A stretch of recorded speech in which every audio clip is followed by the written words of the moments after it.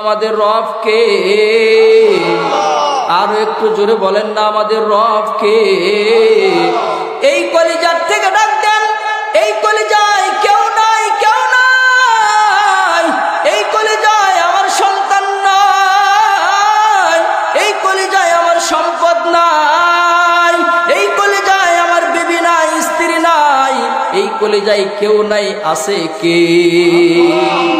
এরকম দিলটা উজাড় করে দিয়ে এই দিলে যদি মহাব্বতটা ওই মালিকরে রাখতে পারেন, জীবনের যদি কোনো আমল আপনার কবুল নাও হয় বাবা, জীবনে যদি আপনার হজগুলো কবুল নাও হয়, জীবনের যদি কোনো সিজদা আপনার কবুল না হয়, ওই হাসরের ময়দানে কঠিন ওই বিচারের দিনে মালিক এক একজন গোলাম রে জাহান্নামে দিবে, কাউরে জান্নাতে দিবে।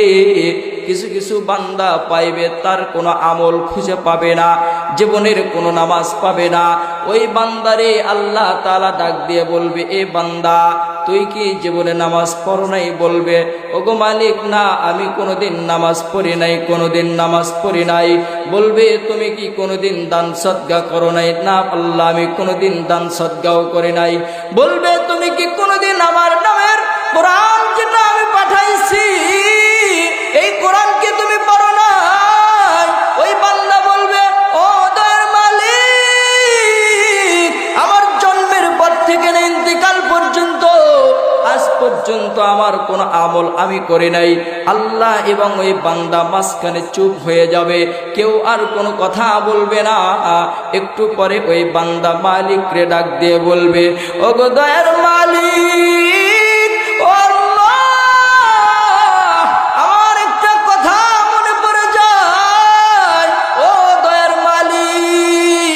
আমি দুনিয়ায় ব্যবসা বাণিজ্য করতাম, গভীর রজনীতে আমি আমার দোকানপাট বন্ধ করে বাসার দিকে যখন যাইতেছিলাম, কোথা থেকে কে বা কারা তোমার নামের একটা ধ্বনি তুলেছিল, নারায়ে তাকবীর, নারায়ে তাকবীর। জোরে বলেন না, নারায়ে তাকবীর, নারায়ে তাকবীর। আমরা সবাই নবীর সেনা, বলেন বলেন, ভয় করি না বুলেট বোমা। আমরা সবাই নবীর সেনা। ও দয়ার মালিক, ওই দিন কোথা থেকে কে যেন তোমার নামের এই ধ্বনিটা দিয়েছিল।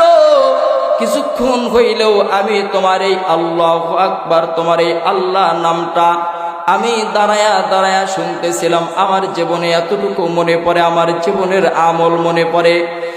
দয়ার মালিক ওই বান্দারে বলবে, আয় বান্দা আয়, জীবনে তুই কোনো আমল করো নাই, জীবনে তুমি কোনো আমল আমার করো নাই, কিন্তু আমার মধুর নামটা আল্লাহ নাম যেহেতু তুই মহাব্বত লইয়া এক সেকেন্ডের জন্য হইলেও তুই দাঁড়ায়া শুনেছ, হে বান্দা, আমি তো হাসরের ময়দানে আমার বান্দাদেরকে, আমার গোলামদেরকে মাফ করার জন্য শুধু আমি ওসিলা তালাশ করতেছি।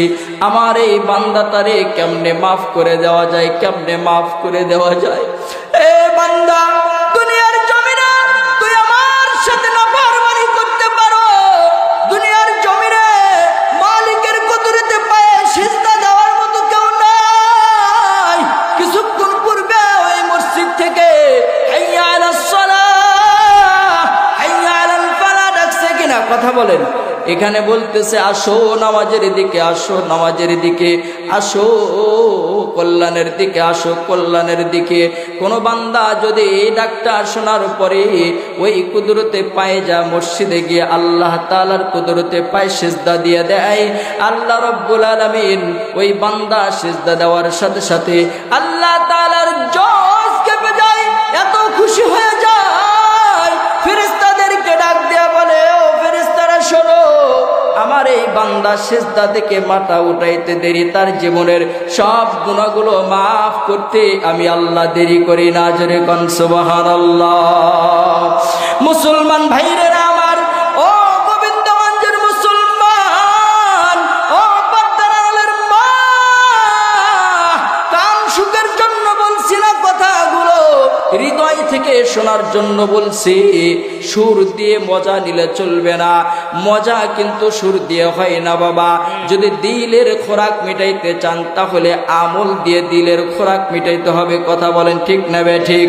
বক্তার কণ্ঠ ভালো এইটা দেখে যদি আপনি খোরাক মিটাইতে চান, এই কণ্ঠ দিয়ে এই খোরাক দিয়ে আজীবন বয়ান শুনলেও আপনার চারানার লাভ হবে না।